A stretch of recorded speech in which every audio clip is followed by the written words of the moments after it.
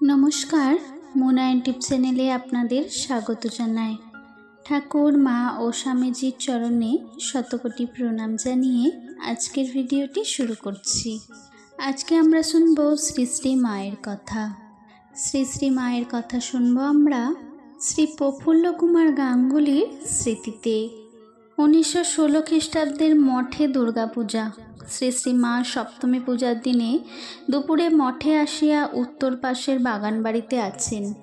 অষ্টমীর দিন সকালবেলা 8টা-9টার সময় মঠ ও প্রতিমা দর্শন করতে আসিয়াছেন। রান্নাঘরের পাশের হলে ভক্তরা ও সাধু ব্রহ্মচারীগণ অনেক কুটনো কুটিতেছিলেন।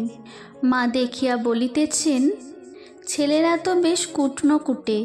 জগদানন্দজি বলিলেন, ব্রহ্মমোহীর প্রসন্নতা লাভেই হলো উদ্দেশ্য, তা সাধন ভজন করেই হোক আর কুটনো কুটেই হোক। এই দিনে বহু লোক শ্রী শ্রী মাকে প্রণাম করিতেছিলেন। শ্রী শ্রী মাকে বারবার গঙ্গা জলে পা ধুইতে দেখিয়া যোগিন মা বলিয়াছিলেন, মা ও কি হচ্ছে, সর্দি করে বসবে যে। মা বলিলেন, যোগিন কি বলবো, একজনের প্রণাম করে যেন গা ঠান্ডা হয়, আবার একজন প্রণাম করে যেন গায়ে আগুন ঢেলে দেয়। গঙ্গা জলে না ধুলে বাঁচি নেই। পরে একদিন কথা প্রসঙ্গে শ্রী শ্রী মাকে জিজ্ঞাসা করেছিলাম, মা একজন প্রণাম করলে তোমার খুব কষ্ট হয়, একবার পূজার সময় তোমার এই কথা শুনেছিলাম। মা বললেন, হ্যাঁ বাবা, একজন প্রণাম করলে যেন বলতার মতো হুল ফুটিয়ে দেয়। কাউকে কিছু বলিনি। এই কথা বলিয়ায় সস্নেহ দৃষ্টিতে বলিলেন, তা বাবা তোমাদের কিছু বলছি না। আমি বলিলাম, মা ভয় হয় তোমার মতো মা পেয়েও কিছু যেন হলো না মনে হয়।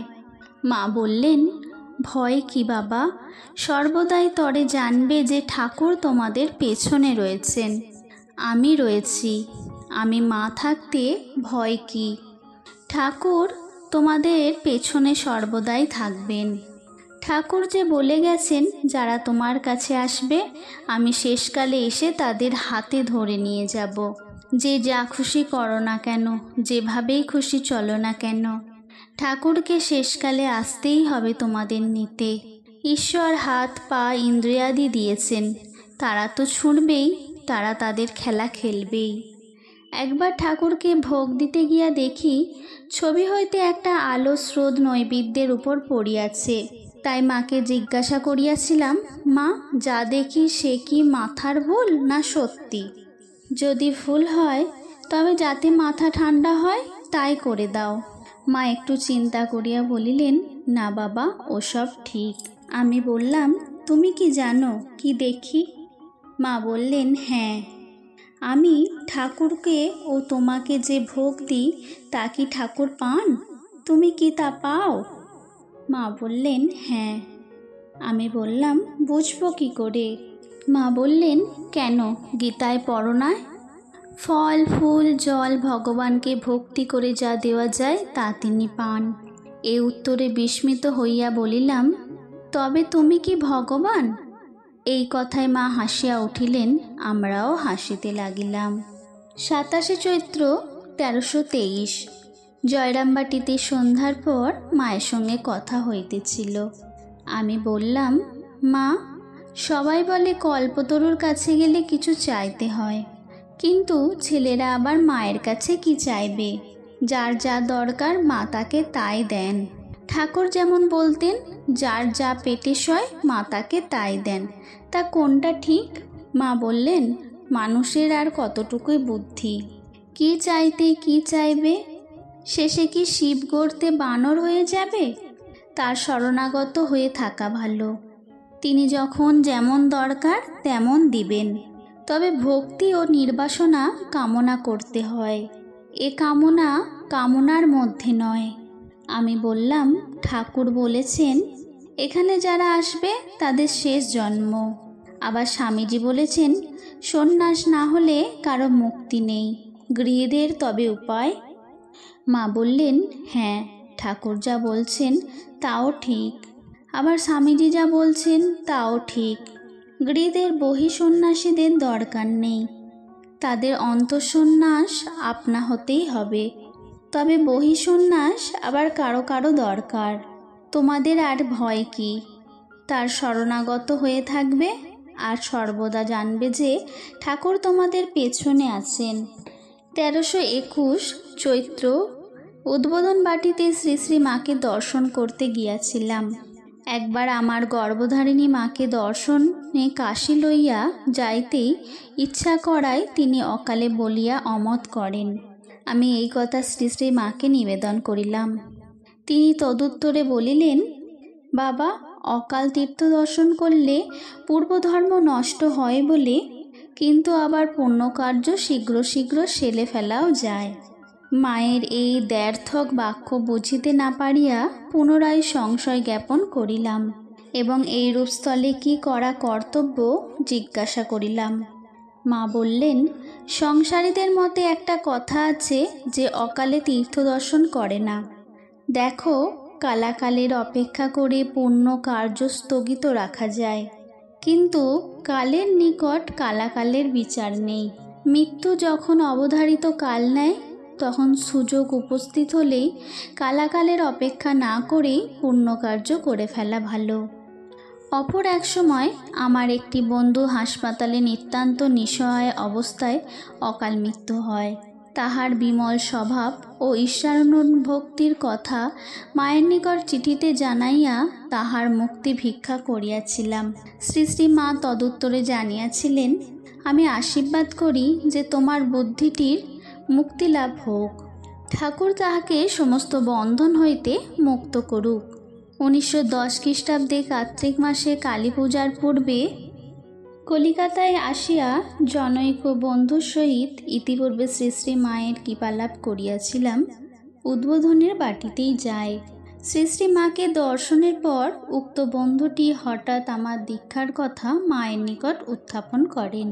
উত্তরে মা বললেন, বেশ তো, কালকে হবে। হঠাৎ এ উত্তরে আমি প্রথমে চমকিয়া উঠিলাম, কারণ আমি দীক্ষার কথা বলিতেই তাহাকে বলি নাই এমন আমার মনেরও দীক্ষার কথা উঠি নাই। যা হোক, পরের দিন নির্দিষ্ট সময়ে পুনরায় তথায় যাইলাম। শ্রী শ্রী মাকে প্রণাম করিয়া শ্রী পাদপদ্মে পুষ্পাঞ্জলি দিতে যাইতেছিলাম। তখন শ্রী শ্রী মা বলিলেন, এখন নয়, আমি বলে দেব কখন দিতে হবে। দীক্ষা হইয়া গেলে পরে পা দুটি আমার সম্মুখে স্থাপন করিয়া তিনি বলিলেন, এখন দিতে পারো।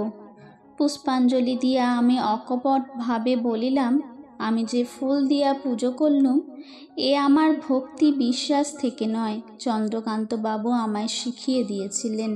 তিনি যে রূপে বলে দিয়েছিলেন তাই মাত্র করে গেলুম। চন্দ্রকান্ত বাবুই আমাকে এখানে পাঠিয়েছেন। শ্রী শ্রী মা সাহাস্যে বলিলেন, চন্দ্রকান্ত তো তোমার ভালো পথই দেখিয়েছে বাবা। এই বলিয়া সস্নেহে আমার মাথায় হাত দিলেন।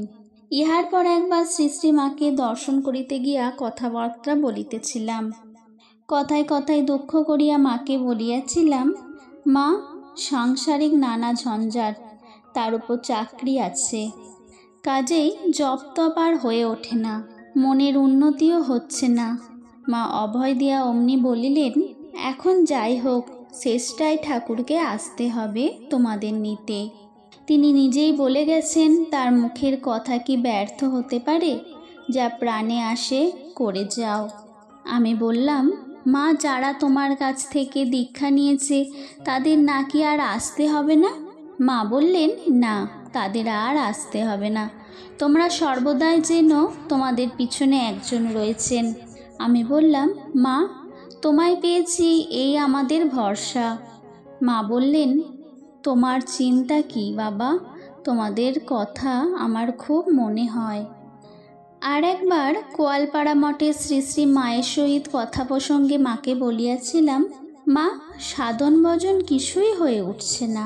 মা অভয় ও আশ্রয় দিয়ে বলিলেন, তোমাকে কিছুই করতে হবে না, যা করতে হয় আমি করব। বিস্মিত হইয়া বলিলাম, আমার কিছু করতে হবে না? মা বললেন, না। আমি বললাম, তবে এখন হতে আমার ভবিষ্যৎ উন্নতি আমার নিজ কৃতকর্মের উপর নির্ভর করে না? মা বললেন, না, তুমি কি করবে? যা করতে হয় আমি করব। শ্রী শ্রী মায়ের এই অহেতুক কৃপায় আমি নির্বাক হইলাম। পুনরায় কথা প্রসঙ্গে মায়ের পায়ের ব্যথার কথা উঠিল। জিজ্ঞাসা করিলাম, শুনছি কেউ কেউ পা ছুঁলে তোমার কষ্ট হয় মা? মা বললেন, হ্যাঁ বাবা, কেউ কেউ ছুঁলে শরীর যেন শীতল হয়ে যায়, আবার একজন আছে ছুঁলে মনে হয় যেন বলতায় কামড়ে দিল। কাউকে কিছু বলি নেই, মনে মনে ভাবছি, তবে আমরাও কি ওই বলতা শ্রেণীর? অন্তর্যামিনী বলিয়া উঠিলেন, বাবা তোমরা নও। ইহার মাসখানেক পরে পুনরায় রথযাত্রার ছুটিতে গোয়ালপাড়া মঠে যায়। রথযাত্রার দিন শ্রী শ্রী মায়ের সহিত নিম্নলিখিত কথা হইয়াছিল। আমি বললাম, মা তোমাদের কৃপা পেয়েছি, এই আমার বল ভরসা। মা বললেন, তোমার চিন্তা কি বাবা, তুমি আমার অন্তরে রয়েছ। কোনো অভাব প্রয়োজনে মনে চিন্তা এলে অমনি তোমাদের কথা মনে ওঠে। ইন্দু টিন্দু রয়েছে, ভাবনা কি? তোমার কিছু করতে হবে না, তোমার জন্য আমি করছি। আমি আবার জিজ্ঞাসা করলাম, তোমার যেখানে যত সন্তান আছে সকলের জন্যই তোমার করতে হয়? মা বললেন, সকলের জন্যই আমায় করতে হয়। আমি বললাম, আমার এত ছেলে রয়েছে, সকলকে তোমায় মনে পড়ে? মা বললেন, না, সকলকে কিছু মনে আসে না। আমি বললাম, তবে যে বললে তুমি সকলের জন্যই করে থাকো? মা বললেন, যার যার নাম মনে আসে তাদের জন্যে জপ করি, আর যাদের নাম মনে না আসে তাদের জন্যে ঠাকুরকে এই বলে প্রার্থনা করি, ঠাকুর আমার অনেক ছেলে অনেক জায়গায় রয়েছে, যাদের নাম আমার মনে হচ্ছে না, তুমি তাদের দেখো, তাদের যাতে কল্যাণ হয় তাই করো। নমস্কার। শ্রী শ্রী মায়ের কথা আজ এই পর্যন্তই। ভিডিওটি আপনাদের কেমন লাগলো তা অবশ্যই কমেন্ট করে জানাবেন। সকলে ভালো থাকবেন, সুস্থ থাকবেন। জয় ঠাকুর, জয় মা, প্রণাম।